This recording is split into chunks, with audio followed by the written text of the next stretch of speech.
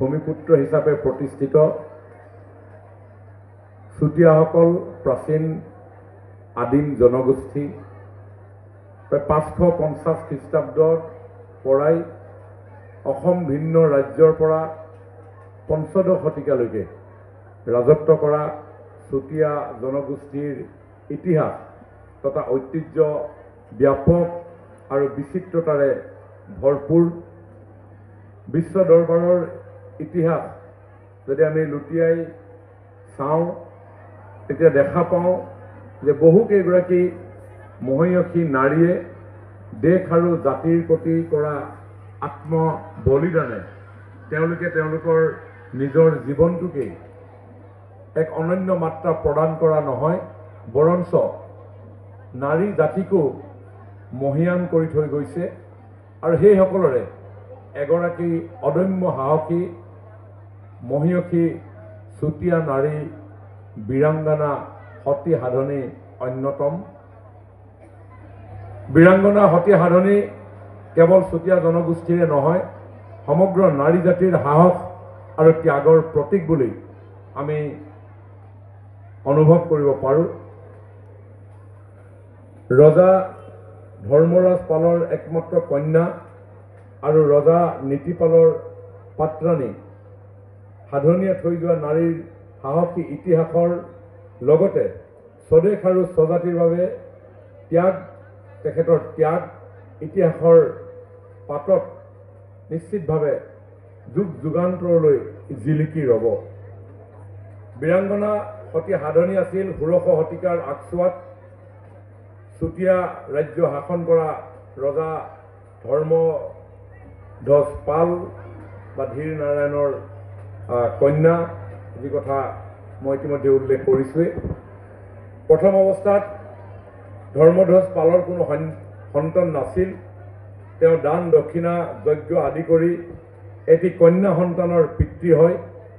বহু সাধনাৰ অন্তত সন্তানৰ মুখ দেখা বাবে ধৰ্মধ্বজ পালে সন্তানটিৰ নাম ৰাখিছিল সাধনী। ৰজাই শিক্ষা সংগীত আদি সকলো দিশতে সাধনীক পাৰ্গত কৰি ডাঙৰ হলত তেওঁক বিয়া দিবৰ কাৰণে পাত্ৰৰ সন্ধানত ব্ৰতী হ'ল। অৱশ্যে উপযুক্ত ৰাজকুমাৰ বিচাৰি নাপাই ৰজা ধৰ্মধ্বজ পালে প্ৰতিজ্ঞা কৰিলে যে যিয়ে তেওঁ দেখি থকা কেৰ্কেটুৱাটো একেপাত হৰতে কাৰ বিদ্ধ কৰিব পাৰিব তেওঁকেই সাধনীক বিয়া দিব। নিতাই নামৰ চুতীয়া পৰিয়ালৰ এজন ল'ৰাই এই কাৰ্য কৰিবলৈ সমৰ্থ হোৱাত তেওঁকেই ৰজাই সাধনীক বিয়া প্ৰদান কৰিলে।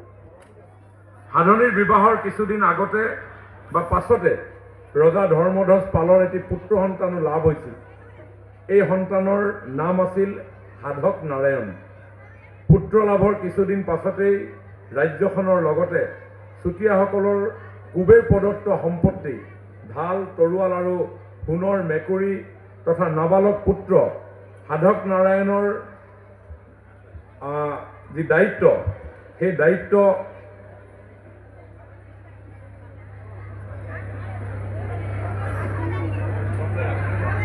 যি জোৱাইৰ ওপৰত অৰ্পণ কৰি ৰাণীৰ সৈতে ধৰ্মধ্বজ পালে সন্ন্যাস গ্ৰহণ কৰে। তাৰ পিছতেই ৰাজসিংহাসনত আৰোহণ কৰে ৰজাৰ জোৱাইক নিতাই। ৰাজসিংহাসনত আৰোহণ কৰিয়ে নিতাই নীতিপাল নাম লয়।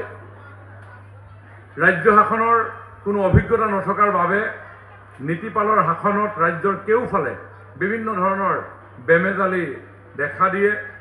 এনে সময়ছোৱাতেই আহোম স্বৰ্গদেউ চুহুংমুঙে চুতীয়া ৰাজ্য আক্ৰমণ কৰে। আহোমৰ লগত যুদ্ধত পৰাজিত হৈ চুতীয়া ৰজা, ৰাণী আৰু সৈন্য সামন্তই পিছ হুহুকি চন্দনগিৰি পৰ্বতৰ ওপৰত আশ্ৰয় ল'বলগীয়া হয়। আহোম ৰজাই তাতো আক্ৰমণ চলায়। ৰাণী সাধনী আৰু নাৰী সৈন্যই ধনু, কাঁড়, জাঠি লৈ শেষ মুহূৰ্তলৈকে সেই যুদ্ধত আহোম সৈন্যক ভেটা দিবলৈ প্ৰচেষ্টা চলাইছিল। কিন্তু পাহাৰীয়া লতা বগাই গৈ আহোম সৈন্যই পিছফালৰ পৰা আক্ৰমণ কৰি চুতীয়া ৰজা নীতিপালৰ খুলখালিয়াই সাধক নাৰায়ণৰ সৈতে বন্দী কৰে। শত্ৰুপক্ষৰ হাতত আত্মসমৰ্পণ কৰাতকৈ মৃত্যুৱেই শ্ৰেয় জ্ঞান কৰি সাধনীয়ে কুবেৰ প্ৰদত্ত সম্পত্তি ডিঙিত বান্ধি পৰ্বতৰ ওপৰৰ পৰা তললৈ জঁপিয়াই আত্মত্যাগ কৰে। সাধনীৰ এই ত্যাগ অসমীয়া জাতিৰ বাবে এক স্মৰণীয় অধ্যায় হৈ ৰ'ল। প্ৰতি বছৰে ৭ বহাগৰ দিনা বীৰাংগনা সতী সাধনীৰ শৌৰ্য, বীৰ্য, সাহস আৰু স্বদেশ প্ৰেমক গভীৰ শ্ৰদ্ধাৰে স্মৰণ কৰি কৃতজ্ঞ অসমীয়া জাতিয়ে এই বিশেষ দিনটো সতী সাধনী দিৱস হিচাপে পালন কৰি আহিছে। যিখন চুতীয়া ৰাজ্য আৰু তাৰ প্ৰজাগণৰ স্বাভিমান ৰক্ষাৰ বাবে বীৰাংগনা সাধনীয়ে আত্মবলিদান দিছিল, সেই ৰাজ্য আৰু চুতীয়া জাতিৰ গৰিমামণ্ডিত ইতিহাসৰ এক সোণোৱালী অধ্যায়ৰ অংশ। অসমৰ আদিম অধিবাসী চুতীয়াসকলৰ ৰাজনৈতিক ইতিহাস অতি পুৰণি। মধ্যযুগৰ শদিয়া কেন্দ্ৰিক চুতীয়া ৰাজ্যখনৰ উত্থান পতনৰ মাজতে সীমাবদ্ধ এই ইতিহাস নহয়, বৰঞ্চ পদ্মনাথ গোহাঁই বৰুৱাৰ মতে কুণ্ডিল ৰাজ্যৰ ৰজা ভীষ্মক চুতীয়া বংশীয় ৰজা আছিল। তেখেতে লিখিছিল যে কামৰূপত কিৰাতবংশী ৰজাই ৰাজত্ব কৰাৰ সময়ত সৌমাৰৰ অতি পূবভাগত কুণ্ডিল বা বিদৰ্ভ ৰাজ্যত ভীষ্মক নামেৰে এজন সুপ্ৰখ্যাত চুতীয়া বংশী ৰজাই ৰাজত্ব কৰিছিল।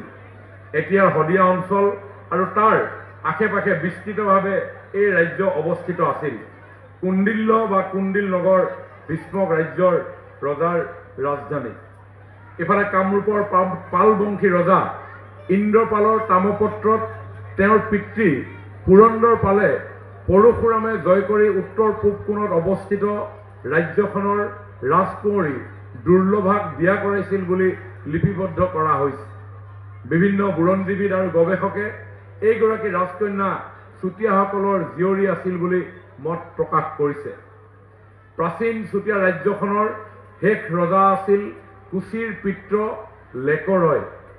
আনুমানিক বা 1185 পৰা 1195 খ্ৰীষ্টাব্দত তেখেতে ৰাজপাট আৰোহণ কৰাৰ সময়ত প্ৰাচীন চুতীয়া ৰাজ্যখন 3খন স্বতন্ত্ৰীয়া ৰাজ্যত বিভক্ত হৈছিল।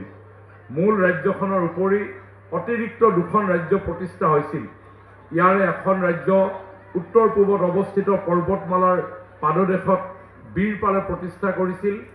এইখন ৰাজ্যৰ পশ্চিমত বিশ্বনাথৰ পূব অঞ্চলত আনখন ৰাজ্য স্থাপন হৈছিল। ভদ্ৰসেন আছিল পিছৰখনৰ ৰাজ্যৰ প্ৰতিষ্ঠাপক। কিংবদন্তী, প্ৰত্নতাত্ত্বিক সমল আৰু আহোম বুৰঞ্জীয়ে চুতীয়াসকলৰ ৰাজ্য গঠন প্ৰক্ৰিয়াৰ উমান দিয়ে। পৰাক্ৰমী চুতীয়া ৰজা ৰত্নধ্বজ পালে কেইবাটাও ভাগত বিভক্ত হৈ পৰা প্ৰাচীন চুতীয়া ৰাজ্যখন সুসংগঠিত কৰি পুনৰ প্ৰতিষ্ঠা কৰাৰ লগতে সুদূৰ কমতাপুৰ আৰু গৌড় ৰাজ্যলৈকে দিগ্বিজয় কৰি চুতীয়া ৰাজ্যখনক শক্তিশালী ৰূপত প্ৰতিষ্ঠা কৰিছিল।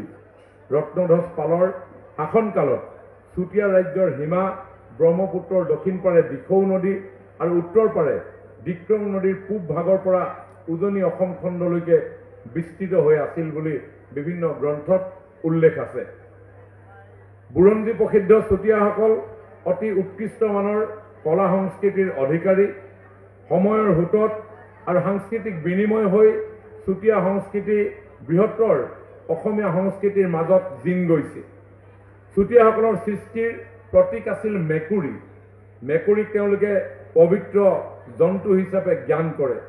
চুতীয়া ৰাজ্যৰ ৰজাৰ দিনত মা কামাখ্যা, তেজপুৰৰ ভৈৰৱী আৰু শদিয়াৰ দেৱালয়সমূহত শক্তি পূজাৰ পূৰ্ণ প্ৰয়োভৰ আছিল।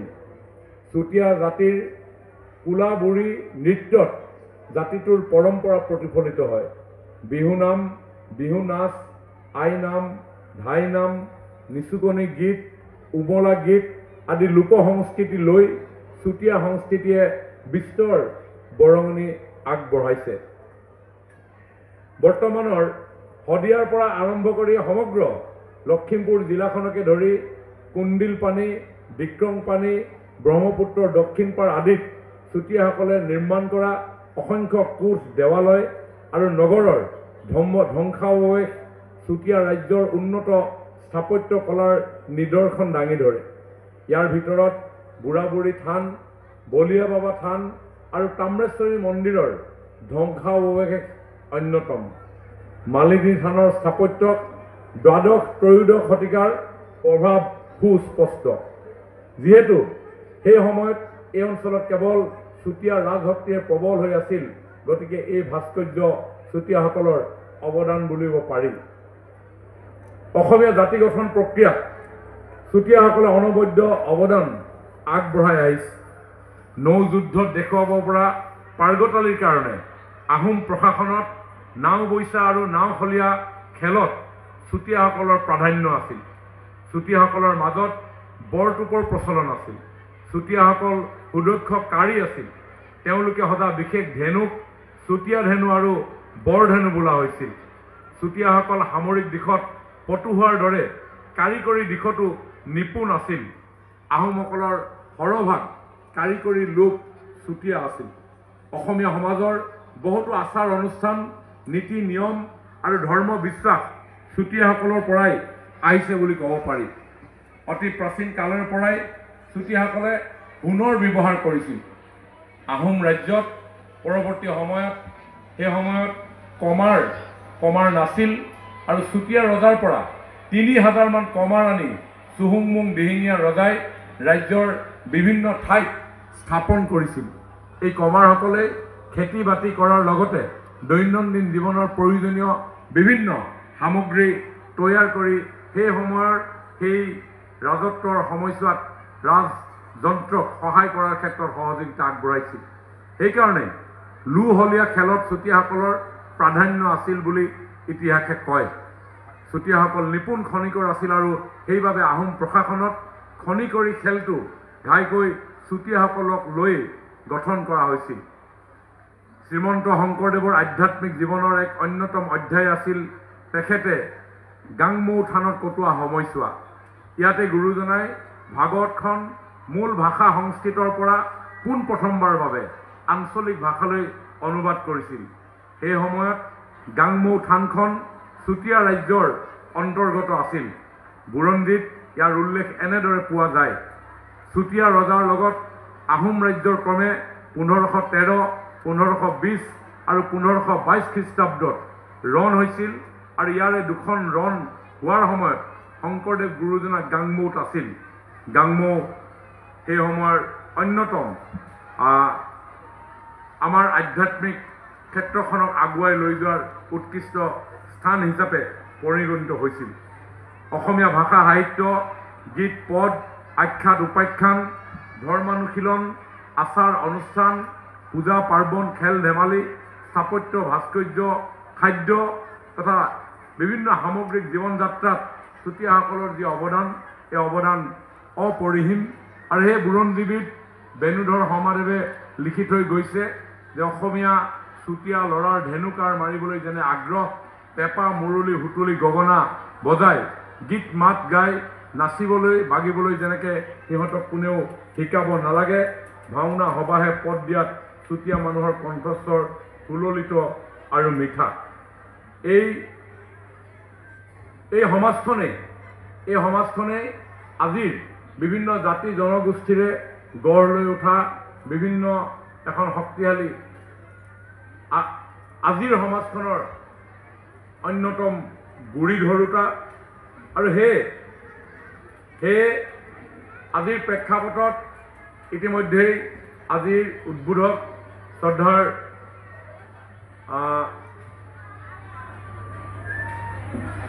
শইকীয়া ডাঙৰীয়া অথবা আজিৰ উন্মোচক শ্ৰদ্ধাৰ বুধিন বৰুৱাদেৱে তেখেতসকলৰ বক্তব্যত খুব সুন্দৰভাৱে সাৱলীলভাৱে আজিৰ প্ৰেক্ষাপটত আজিৰ সমাজ ব্যৱস্থাত আমি আমাৰ অংশগ্ৰহণ কেনেধৰণে নিশ্চিত কৰিম এই কথাৰ ওপৰত গুৰুত্ব আৰোপ কৰিছে।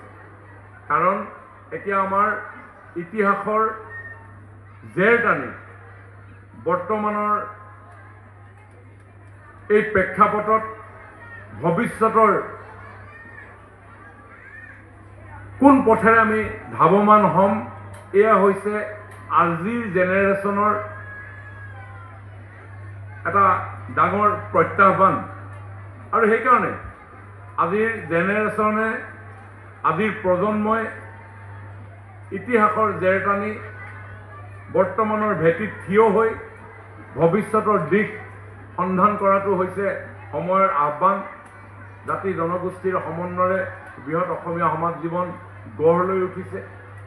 আমাৰ ৰীতি নীতি, কৃষ্টি সংস্কৃতি, পৰম্পৰা, লোকাচাৰ, লোকাভ্যাস এইসমূহ অক্ষুণ্ণ ৰাখি আমি আজি বিশ্ব মানৱৰ সমাজখনত আমাৰ অস্তিত্ব আমি কেনেধৰণে তুলি ধৰিম, এয়া হৈছে আজিৰ সময়ৰ আটাইতকৈ মূল্যৱান কথা।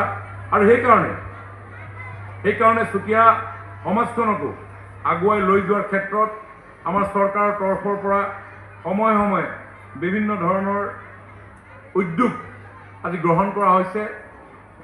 কেন্দ্ৰীয় চৰকাৰে হওক, ৰাজ্য চৰকাৰে হওক, যাতে অসমত বসবাস কৰা সকলো জাতি জনগোষ্ঠীৰ সৰ্বাংগীন বিকাশৰ কাৰণে যেনেধৰণৰ পদক্ষেপ গ্ৰহণ কৰা হৈছে, সমান্তৰালভাৱে চুতীয়াসকলৰো তেওঁলোকৰ আশা আকাংক্ষা অনুভৱ উপলব্ধিক বাস্তৱায়িত কৰাৰ ক্ষেত্ৰত আমাৰ চৰকাৰে কোনো কাৰ্পণ্য কৰা নাই।